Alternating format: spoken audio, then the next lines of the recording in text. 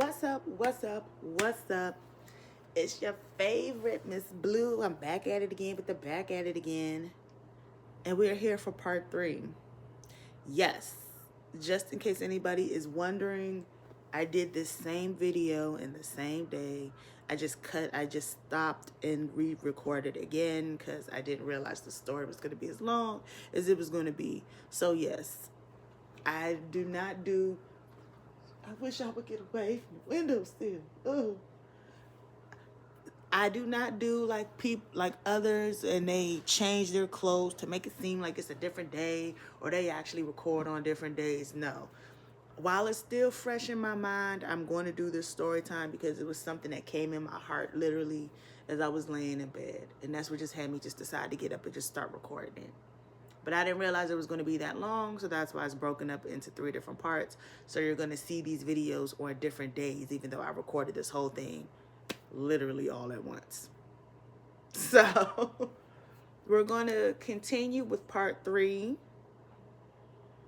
which should be the last part.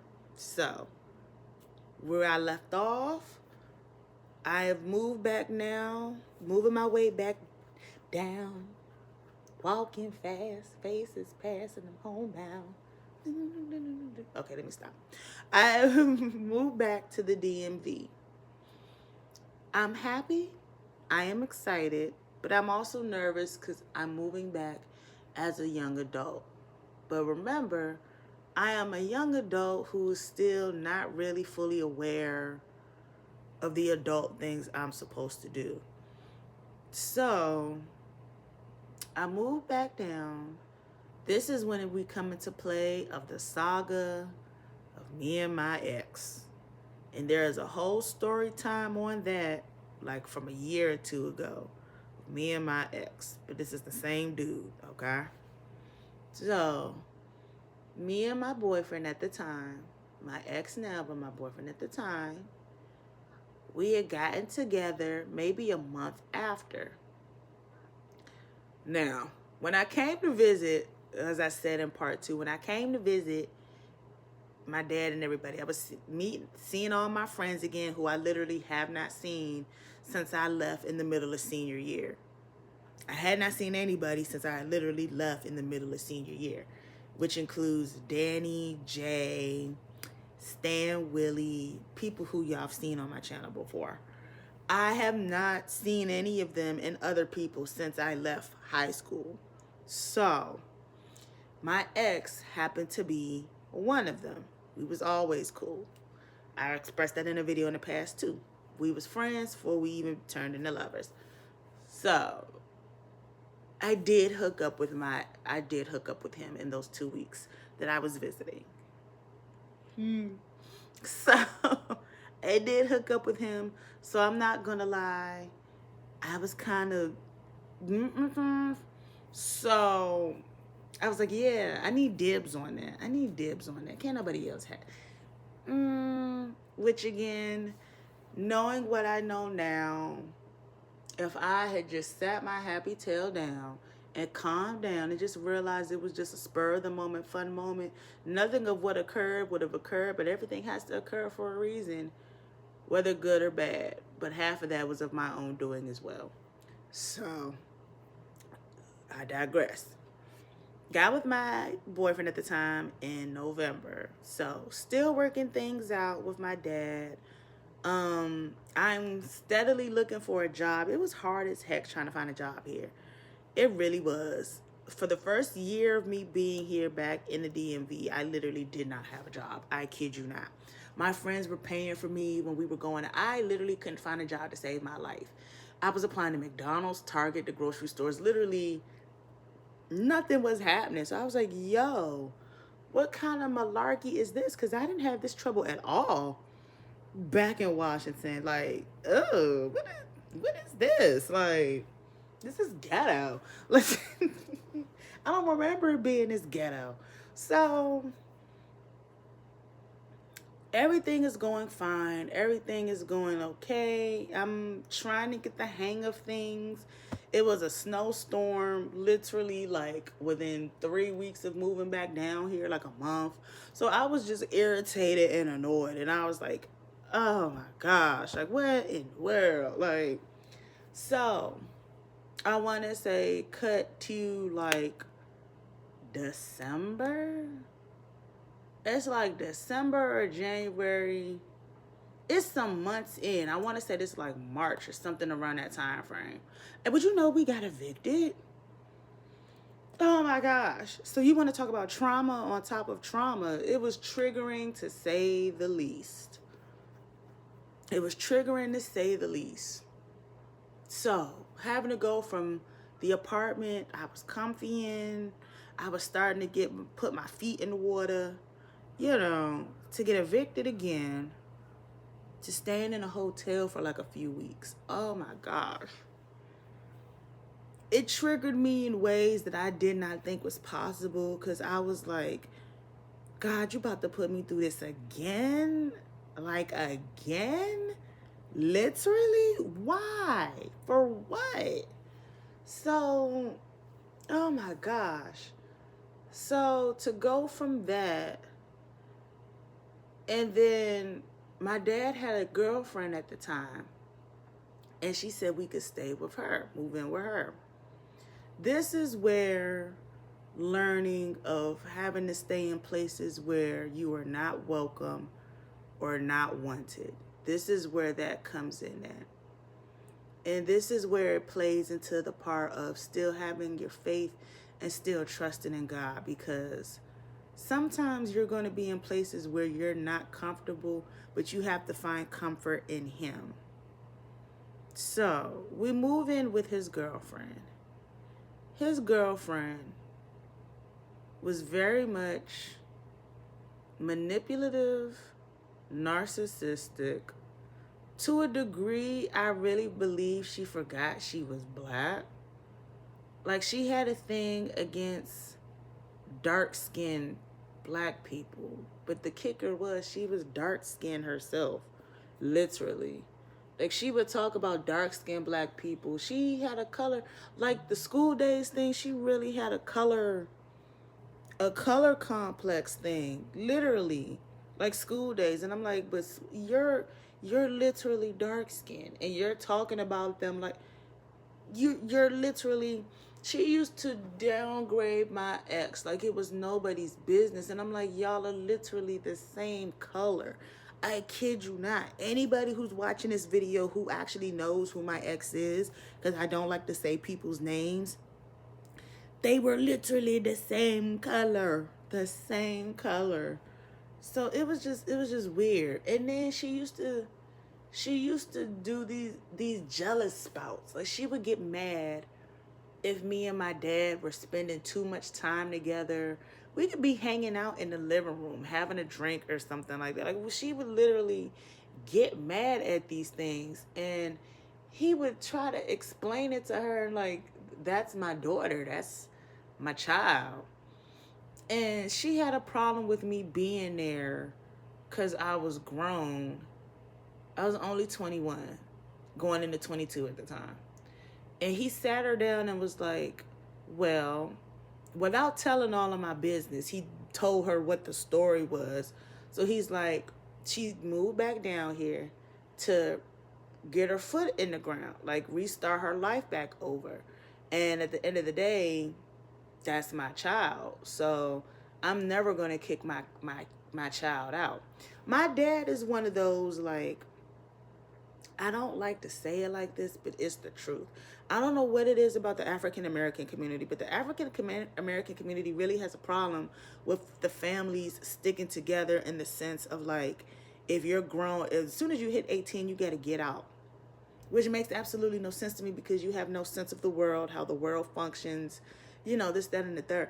My dad, literally, how the Hispanic community, everybody stays in the house from the oldest to the youngest, and they don't kick them out. If you're contributing to, as long as you're contributing to the house in some way, shape, or form, be it a bill, a cooking, fixing up this, that, and the third, everybody stays there of all ages.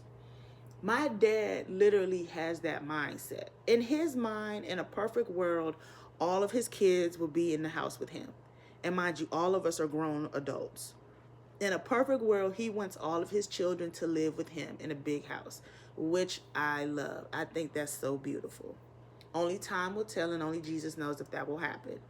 But that's how he is. So in his mind, he was explaining to her, he's like, wherever I go, my child goes until I feel, and this is what he told her. I didn't tell her this. I overheard this conversation. I overheard him, and he was like, until I feel that my baby girl is equipped enough to be on her own, she's not going anywhere. She's staying with me. That doesn't mean that I don't think she's capable, but until I feel comfortable enough letting her go on her own, she's going to stay with me. As long as she's with me, she's going to be okay. She's going to have food. She's going to have a roof over her head, this, that, and the third. And the girlfriend literally said, well, it's either her or me.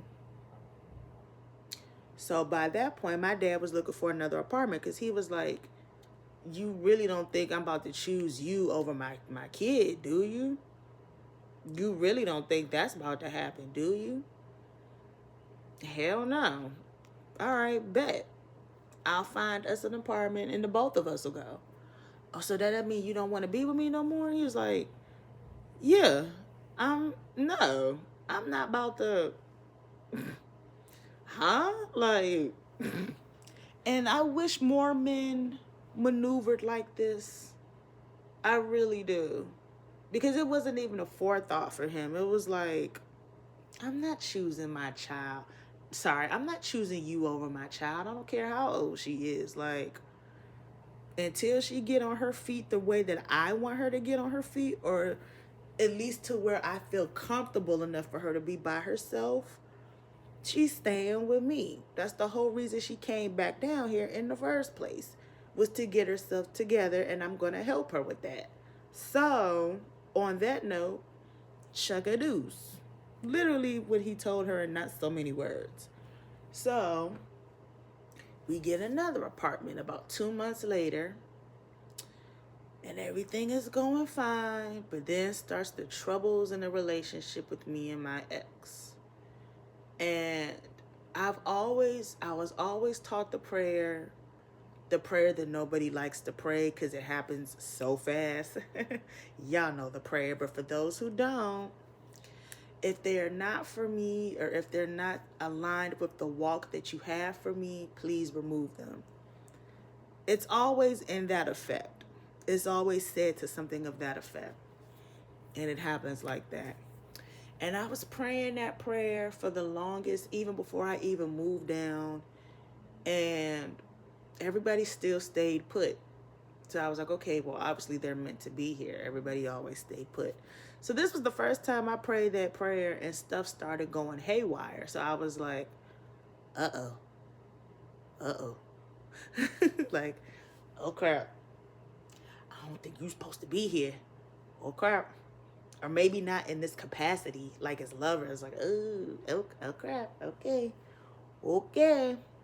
But, and this is where I go into, I can strive this myself, not God.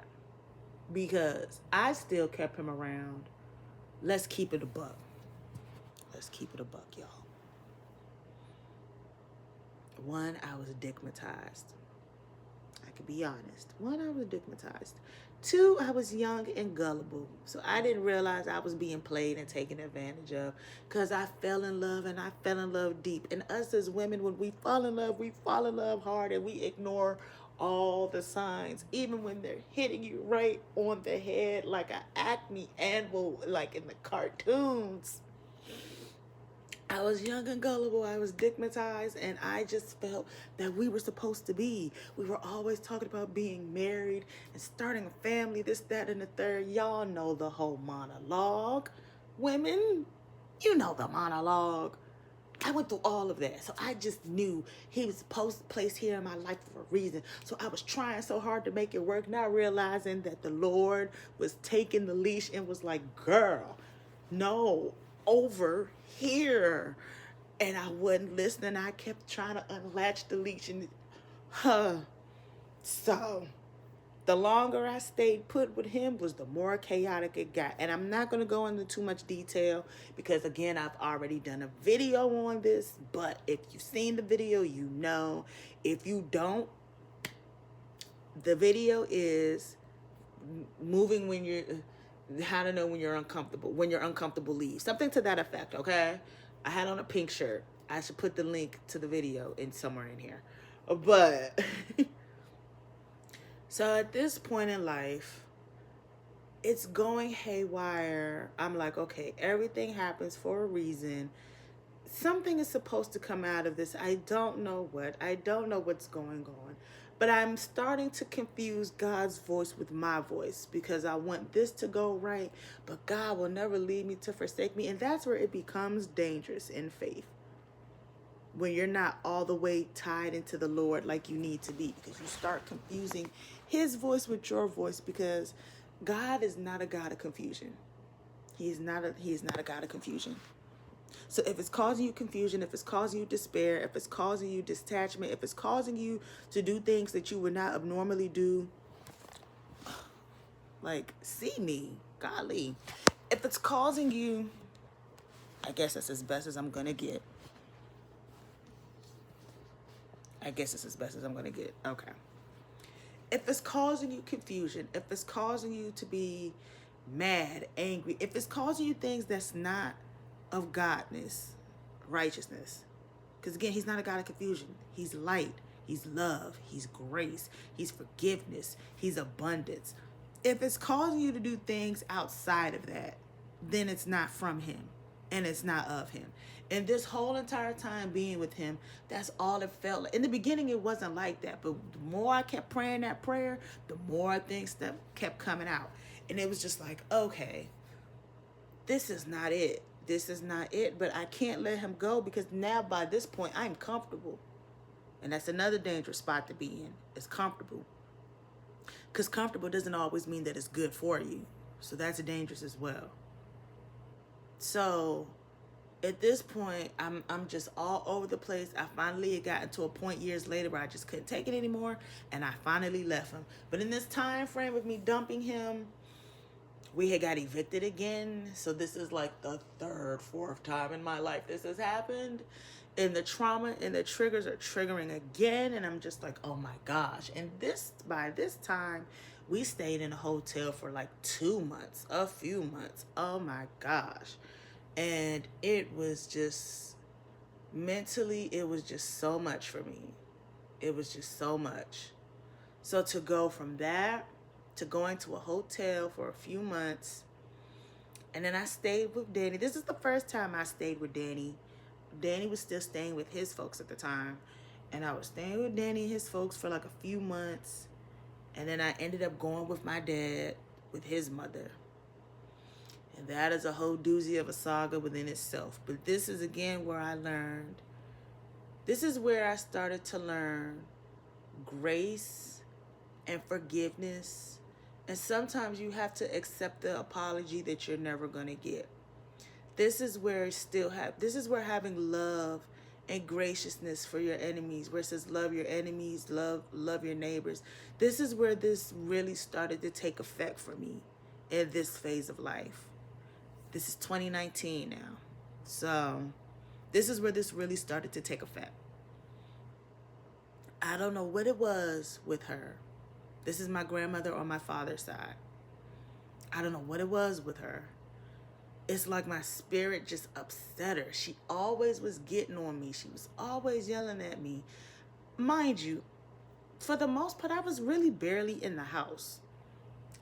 I left the house. I was at work all day. So I would literally go to work in the early afternoon or sometimes in the morning and wouldn't come back till the evening. I was literally gone all day long. Come in the evening, like the mere presence of me just made her sick. And I couldn't understand why, because I wasn't mean to her.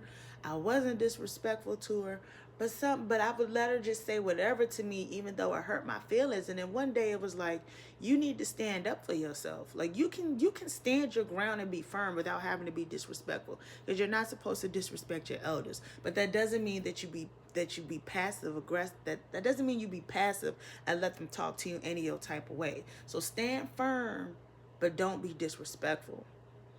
And I remember one day she was just going off about something, and I was like, what is your issue with me? Because I do nothing to you. I don't disrespect you. I don't touch nothing of yours. I literally do nothing in here to warrant the hate that you give off to me.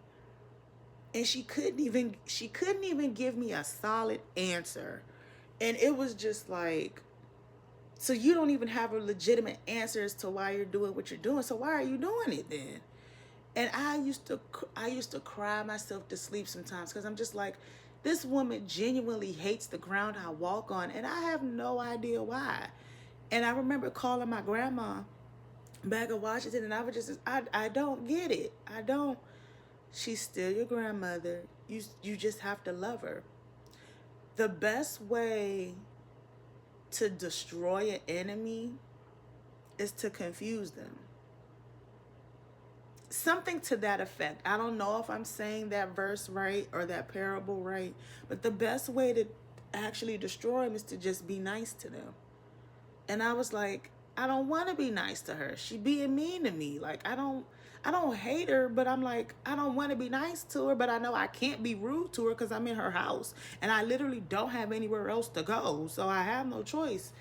So she was like, talk to the Lord, and I promise you, he's gonna give you the tools to understand what I'm talking about. So I'm like, okay.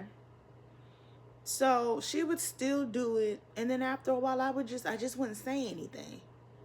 I would just keep my mouth shut, and I would just say, okay, okay. But I would still be nice, and I would still be respectful to her.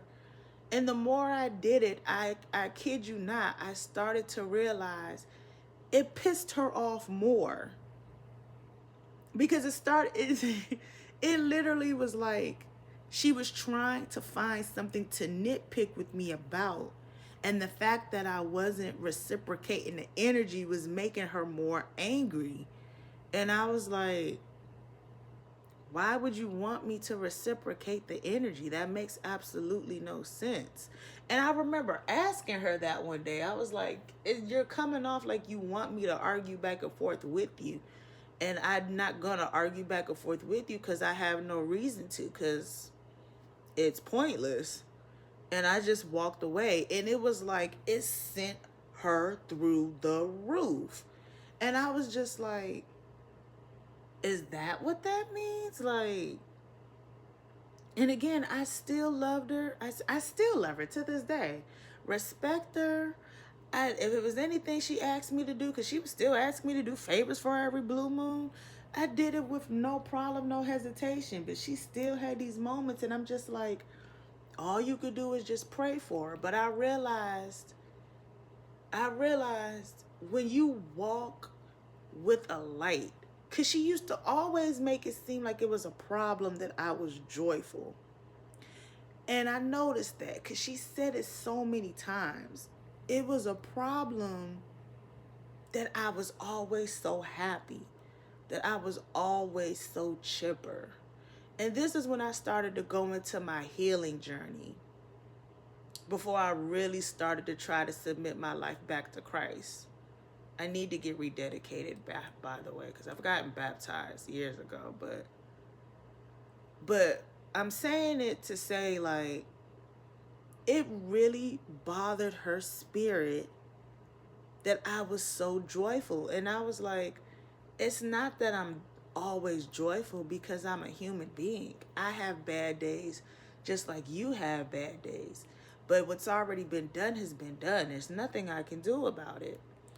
I heard what you said, and I'm going to take it into consideration if it was something I actually did that was wrong. If it was nothing that I did wrong, I just let her talk. But if it was something that I actually did, I took accountability, apologized, and I kept it moving. I didn't linger on it. I didn't let it fester. So it was puzzling to me that me being optimistic and me just walking around saying prayers, just, it bothered her, which was kind of ironic considering the fact that she always listened to her gospel music and read her word every Sunday. But I'm like, what do they call it? The lukewarms? The lukewarm Christians? Because it's just like, well, I mean, you can't possibly sit here and read it and then go back to doing this right after. But we've all, to some degree, have done that before, so I cannot judge or talk on it. So I've just learned not to do it anymore, or trying to. I was a lukewarm. I'm trying not to be a lukewarm. That's called taking accountability. So I can say that. But just learning how to just, because this is irking my nerve now. Just learning how to just ignore and just stay talking to the Lord really is what helped me. So to cut to the end of this story time, because I did want this to be the last one, how this all plays into He will never give you more than you could bear. With everything that took place, because I want you guys to really think about this. It's 2026. This story started in 2020. This story started in 2010. It has been 16 years. And this is where I'm going to try not to get emotional, but I feel it coming. It has been 16 years that I have gone through losses and gains again, and losses and gains again. People not understanding me, people coming up with false narratives or assumptions about me.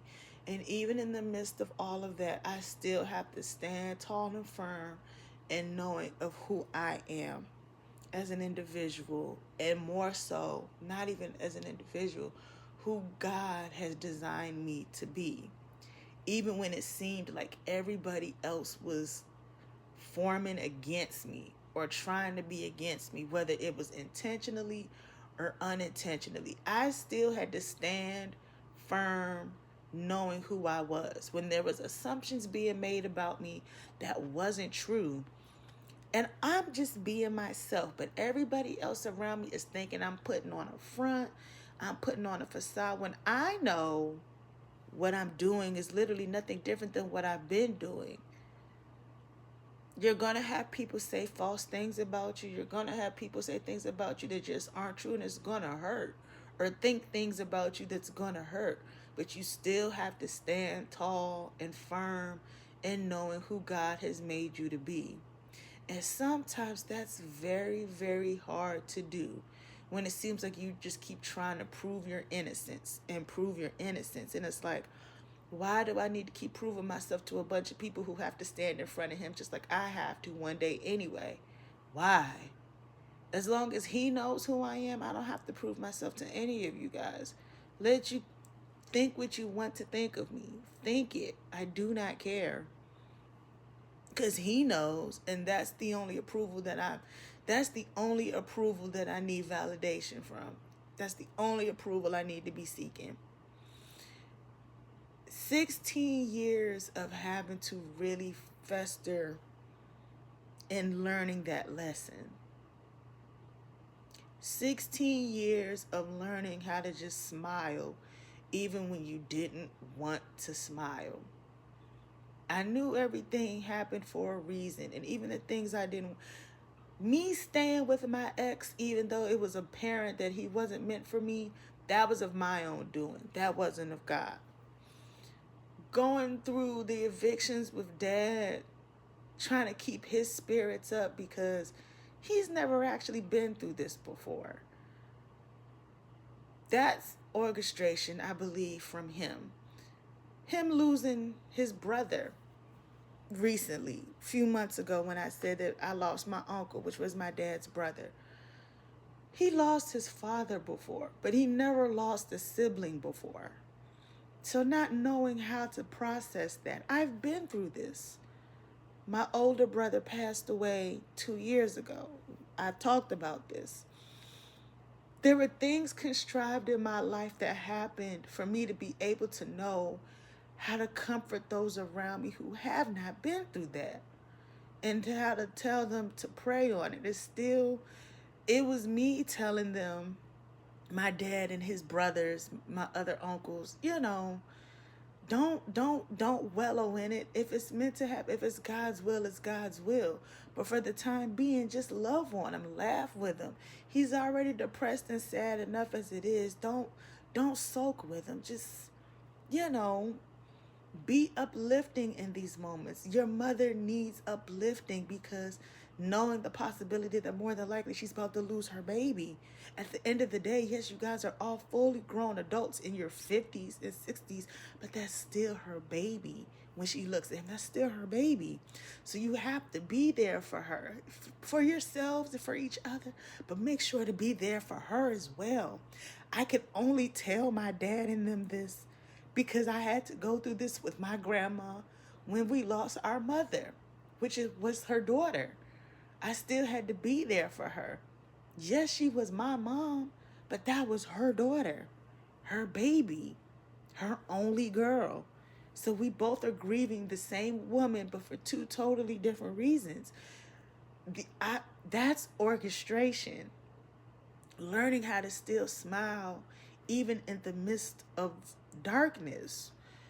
All the stuff that my nana was doing to me, the nitpicking and the accusing and this, that, and all of it, you have to learn how. Sometimes you're going to be put in the middle of the bowl with all of your enemies. Sometimes you're going to really be thrown into it. And you can't cower. You can't weaken. You can't, because he didn't design us for that. You can't cower. You can't weaken. As much as you want to crawl under the blanket and cry. No. You stand in front of them and you face them and you confront them and you pray for them and you love them. You face them. You confront them. Even with all the BS that me and my ex had went through after the fact, I didn't cower to him. I stood in front of him. You don't put no fear in my heart. None of the things that your little friends are contriving, or the people, they don't put no fear in my heart because I know who got me. No. So it's a long time, 16 years, but I couldn't be the person that I am today if it wasn't for those 16 years of going through just win and loss. It was literally up and down and up and down and up and down and up and down. And it's still up and down, even now. But I can say with confidence, I know who I am. I know who I belong to. I try to read my word every day. I miss a few days here and there, and I always ask for forgiveness. But I'm back in my word again, and I'm in my word intentionally, because I want my salvation for myself. I don't want to be turned away, just like I don't want you guys to be turned away. I'm in my word intentionally. I meditate on it intentionally. I speak about him intentionally. I bring him up intentionally. And if it's something that I'm not doing right, I pray and ask for forgiveness and give me the tools and the vessels that I need to be able to properly talk about him to everybody, to the people that I come across, even the people who talk about him to me, to the people who have gone through depression that I know, or even random people. When I used to work at Nordstrom, and random people would just come up to me when I was doing my job and then just tell me their life story. And it could be something that they said that probably triggered something in me to go, oh, I can relate. I've been in that situation, but this is what I did. This is what I said. This is the prayers that I said. All of that is orchestration by design. I had to go through hell and turmoil a little bit to be able to preach it to somebody else, to tell it to somebody else that, hey, it's going to hurt. You're going to go through some stuff, but I promise you, you are going to get out of it. And when you come out of it, you're going to be so amazed at how great you're going to be amazed. I don't even have the words for it. You're going to be amazed at how much he brought you through, and you did it. You're still standing. I am human. I fall every day. I still make mistakes. I still sin. I still ask for forgiveness. But everything I do now is with intention, not to be frivolous anymore. I've learned so much in these 16 years. And whoever sees these stories, whoever watches this whole story time, I don't know where you are in life. I don't know how you're feeling. But I promise you, you're going to come out of it. You're going to come out of it. You're going to be okay. He got you. He's not going to let you go. As long as he's literally sitting there like this with his arms open, ready for you to run back to him. He didn't let you go. And that's probably the biggest lesson I learned out of those 16 years. Because so many times I felt like he let me go. But he didn't. He did not let me go. He still got me. And I just want you guys to know, he still got you. He still has you. He did not let you go. It may feel like it, but he did not let you go. You'll know when he let you go. You will know. And you're going to feel it even more when he tells you, when he turns you away. And I don't want that for y'all. And I don't want that for me either. Get yourself right before he gets here. Get yourself right. Get yourself right with him. Make right with those people that you've wronged. Make right with the people that wronged you. You have to learn how to accept an apology that you're never going to receive. Even if forgiveness is not for them, it's for you. You got to learn to forgive and move on. It don't mean forget. It does not mean forget. But you gotta forgive them. You gotta forgive them. You have to. You have to. You can't fly carrying a lot of weight. You can't. You can't. So, he's never going to give you more than you can bear. But I promise you, even though that baggage feels heavy, when you finally realize why it was there in the first place and you let it go, you're not going to be the same. So, get right with the Lord. Because he's coming. Get right. Myself included. Get right. Love on your loved ones. If anything you can take away from this,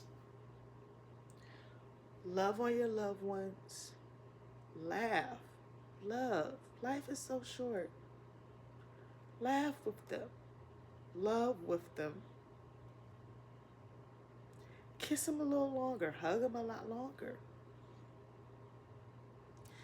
Take that silly trip you always wanted to do. Just live, love. This world is so vast and so beautiful. All the beautiful things that he created. Get out. Breathe some fresh air. It's healthy. It's healthy. God only made one you, so be the best you that you could be, because nobody could do you like you could do you. I say that at the end of every video for a reason. He made you the way you are for a reason, so be the best at it. Every flaw he designed in you was designed for a reason. Every characteristic trait about you was designed for a reason. And the ones that he didn't make, all that negativity, find the root of it. Find the root cause of why you are in those negative aspects and fix it. He made you for a reason. So while you're still here, be the best you. So peace and love and smile. Bye, bluebirds.